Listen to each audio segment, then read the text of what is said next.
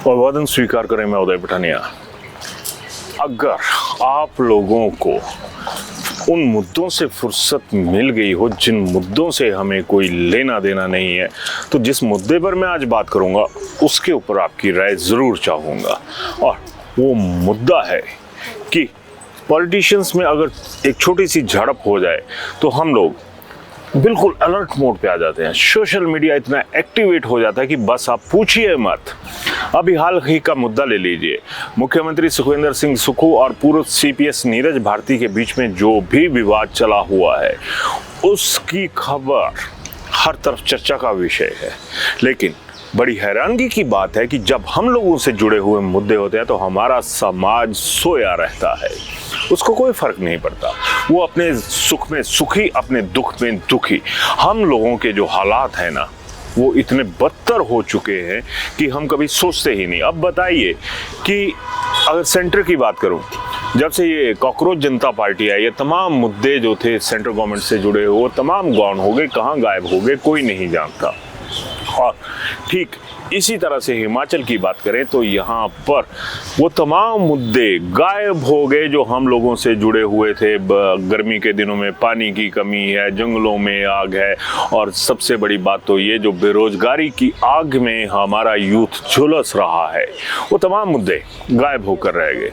और हम लोगों की यहाँ पर सोच नज़र आ गई कि हम लोग इसीलिए गुलाम हैं कि हम लोग नेताओं के पीछे चलते हैं, चाहे वो केंद्र सरकार हो चाहे वो प्रदेश सरकार हो। हम एक दूसरे के पीछे चलना तो दूर, साथ चलना तो दूर, अगर एक दूसरे का मुद्दा नज़र आ जाएगा तो हम नहीं चलते।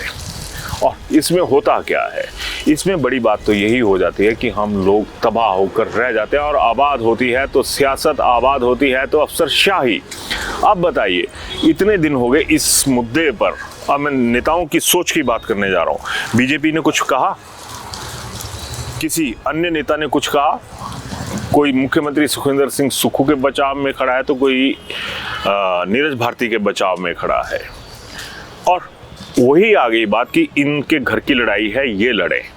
यानी उसी पहलू में हम लोग भी आ जाते हैं कि अगर हमारा बेरोजगारी का मुद्दा है, हमारा महिलाओं से जुड़े हुए मुद्दे हैं, या बकाया जितने भी मुद्दे हैं, तो वो ये लोग उसी तरह से दरकिनार कर देते हैं, उसी तरह से ठोकर मार देते हैं हमारे मुद्दों को जो हम लोगों से जुड़े होते हैं। पता है ना कि जो सियासत से जुड़े हुए मदारी हैं वो आकर डुगडुगी बजाएंगे, हम लोगों की भीड़ आसपास खड़ी हो जाएगी और ताली भी पीटेंगे।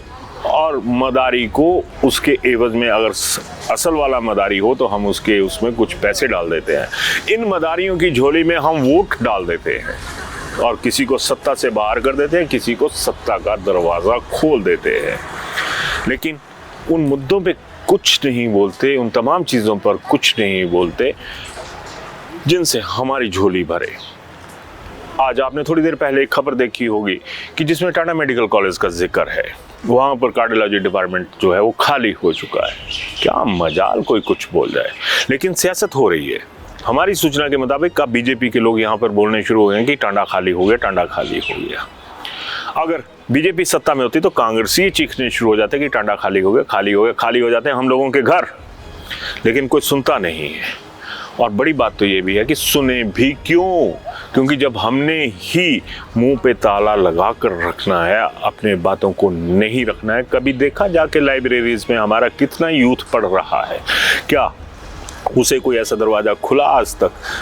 दोनों सरकारों की बात कर रहा हूँ, पुरानी सरकार की भी, नई सरकार की भी, जो मौजूदा सरकार है उसकी भी। कितने से दरवाजे खुले? क्या कभी गिनती करी? ये लोग वोटों की गिनती करते हैं, वोट परसेंटेज की लड़ाई होती है। कहा जाता है कि इतने % वोट हमें आ गया तो क्या हुआ अगर सीटें कम आई। बीजेपी को भी देखिए, कहती है 0.9% से हम सत्ता से बाहर हुए थे। कभी बेरोजगारी की परसेंटेज देखी? कभी अपराध की परसेंटेज देखी? कभी आपने चिट्टे की सप्लाई की परसेंटेज देखी? क्या कभी आपने उन गमों की परसेंटेज देखी जो हम लोग झेलते हैं? अक्सर नहीं देखी। तो झेलिए आप लोग, क्योंकि यही हालात रहे तो हम लोगों का जो कहते हैं ना कि पूर्णतया स्वाह हो जाना तय है। और राख हो गए तो लाख भी इनके हैं, करोड़ों भी इनके हैं, हम लोगों के पास कुछ नहीं है। तो जरा सोचिए कि जब ये नेता लोग हम लोगों की रेल बना देते हैं ना, हमें घुमा घुमा कर कोई एक मुद्दा छोड़ देंगे और उसमें इनका टाइम निकल जाता है और हमारा निकला हुआ टाइम कभी हमारे हाथ में नहीं आता है। ज़रूर सोचिएगा कि क्या हम इनके हाथों की कठपुतली हैं, या फिर मैं ये कहूँ कि जिस तरह से सड़क किनारे एक मदारी ने रीछ भी बांधा होता है, बंदर या बंदरिया भी बांधी होती है, क्या हमारी जो भूमिका है वो रीछ और बंदर बंदरिया वाली है कि डुगडुगी बजाएंगे? 5 साल जो लास्ट वाले अभी वाला जो वक्त होगा उसमें डुगडुगी की आवाज़ तेज होती चली जाएगी और हम लोग मध्यम होते जाएंगे। सोचिएगा ज़रूर। धन्यवाद। घर में पड़ा पुराना सोना अब काम आएगा, चाहे किसी भी जूलर से लिया हो। बुद्धा वलन सन्स जूलर्स में लाइए और पाइए सबसे बेहतर एक्सचेंज ऑफर। पुराने गहने दीजिए, नए गहने लीजिए, पूरी ईमानदारी से, बिना किसी झंझट के। बुद्धा वलन सन्स जूलर्स, पालमपुर, जहां पुराना सोना भी पाता है नई पहचान। Welcome to Sumer Hotel, your gateway to the beauty of the Himalayas.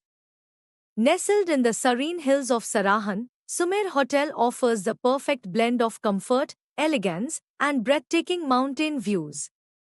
Wake up to spectacular sunrises, relax in spacious and beautifully designed rooms, and enjoy every moment surrounded by nature.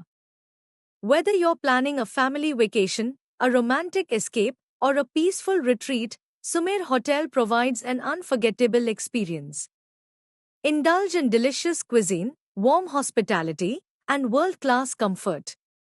Discover the charm of Sarahan,